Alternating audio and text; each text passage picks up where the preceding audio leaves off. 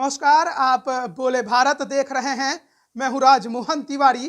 बोचहां उपचुनाव के बाद से बिहार में मल्लाह समुदाय की राजनीति काफी तेज हो गई है। हर कोई अब इस फिराक में है कि किसी तरह से इस वर्ग को अपने साथ कर ले। हमने देखा कि किस प्रकार से जब बोचहां का उपचुनाव चल रहा था तो बीजेपी के तरफ से अजय निषाद इसकी कमान संभाले हुए थे और दूसरी तरफ मुकेश सहनी अपने को सन ऑफ मल्लाह बताते हैं। और जब परिणाम आए तो ये भी पता चल गया कि लोगों ने अपना नेता मुकेश सहनी को माना है। लेकिन अब बीजेपी क्या करेगी? आज बिहार में गृह मंत्री अमित शाह पधारे थे।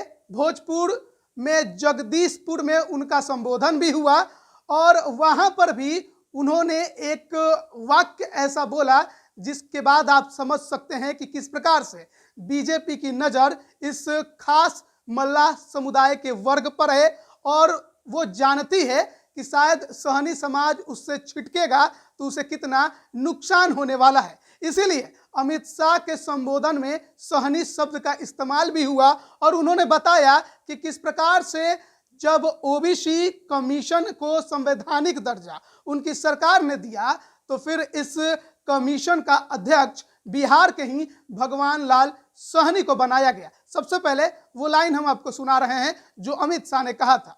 ओबीसी कमीशन को संवैधानिक दर्जा देने का काम किया और बिहार के ही मछुआरा समाज के भगवान लाल सहनी को उसका पहला अध्यक्ष बनाने का गौरव श्री नरेंद्र मोदी ने दिया।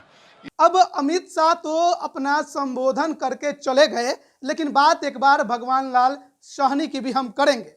बिहार के हैं, लेकिन बिहार में ही एक आयोग है बीपीएससी। पिछले कई परीक्षाओं के बाद से भगवान लाल सहनी की अध्यक्षता वाली ओबीसी की ये कमीशन लगातार बीपीएससी को एक लेटर लिखती है कि जो आप बहालियां निकालते हैं, खासकर बीपीएससी जो बहाली निकालती है उसमें वेटिंग लिस्ट रखा जाए। लेकिन इस ओबीसी कमीशन की बात बीपीएससी मानता ही नहीं है। तो फिर इस संवैधानिक दर्जा वाले कमीशन का आखिरकार महत्व क्या है, यह भी अमित शाह को बताना चाहिए, साथ ही साथ बिहार के मुख्यमंत्री नीतीश कुमार को। लेकिन अमित शाह के इस बयान के बाद आप समझ सकते हैं कि बीजेपी किस प्रकार से मछुआरा समुदाय को अपने पक्ष में करने की कोशिश कर रही है।